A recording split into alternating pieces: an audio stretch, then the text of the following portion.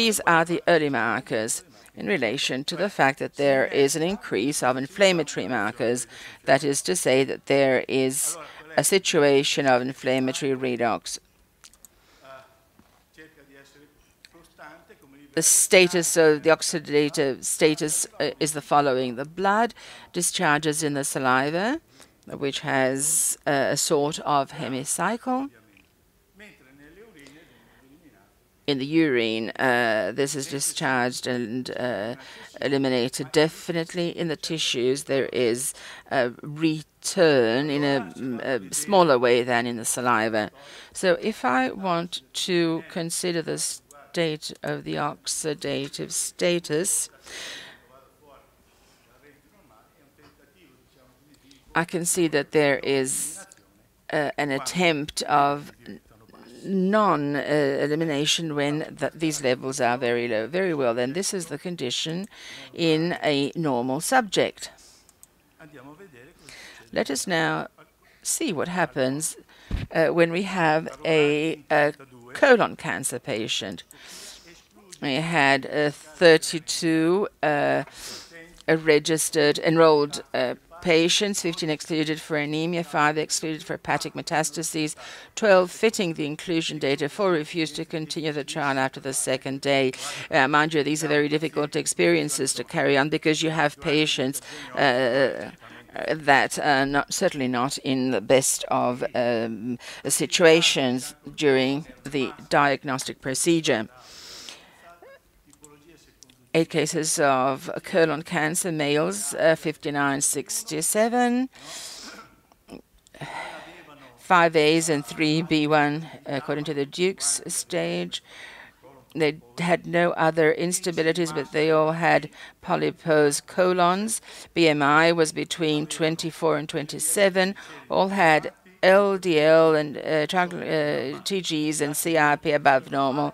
Uric acid was normal. Hemoglobin was higher than 12. The matched volunteers, same age. They all had colon polyposis, no instabilities. 4 were being treated with ACE inhibitors, which can have an antioxidating effect. Cortisone, aspirin, and a number of other elements are highly antioxidating.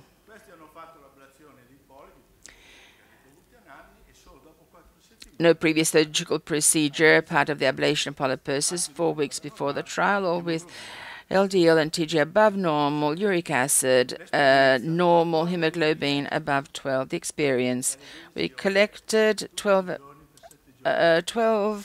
our urines 7 days, every day. Blood sample 7 days before breakfast. Saliva for 7 days before breakfast. Terminations at day 1, 3, 5, and 7. In the plasma, we found hydroperoxide. In urines, oxidated DNA, and C-reactive protein. Saliva must be collected in a certain way so that it can be reliable. The methods are those listed here. As far as the diet's concerned, there was no difference. It was based on the diet groups of cereals, meat, processed meat, fish, dairy products, legumes, alcohol, and so on. So what happened in terms of hydroperosis in the blood? Subjects with cancer have a higher level of hydroperoxide oxidation. You can see that there are some oscillations, but you can, if we go and analyze this diagram, you will see that there is oxidative stress. Let us now go and see the isoprostanes. Here the situation is a little bit more confused, but we can see that the trend is goes up. As far as DNA is concerned, we were expecting something more dramatic. And if we calculate these areas, we might see that the disorders is a little bit higher. However, in the matches, we cannot make a very major distinction. Urine volume is comparable. If we consider the plasma level, you can see that there is a higher level in the controls rather than the patients. If we consider saliva, we can see that the level goes down, definitely lower in the diseased patients. In urines, again, it is lower. And if we consider protein C reactive, it is definitely higher. Very well. In conclusion, we can say that there is some fluctuation of markers in the course of the week. There is most certainly a trend in the increase of oxidation. DNA is the less stable, and there's a tendency in colon cancer patients with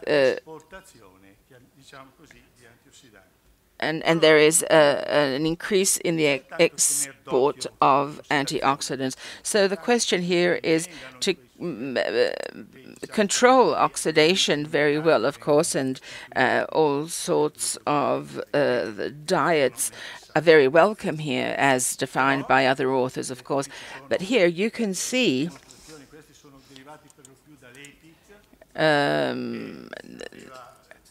these are derived from EPIC, which also had subgroups for colon cancer, where you can see the positive and negative elements. But what I focused on was the status of activities in the case of colon rectum, because there seems to be a certain type of activity when certain substances are introduced, but all of this, of course, has to be counterchecked.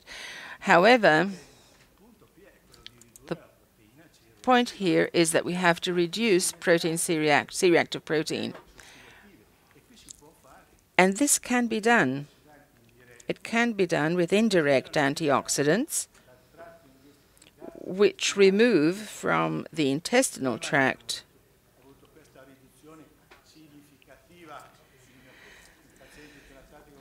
and that is why we had such a difference in patients treated with polyglucosamine versus placebo.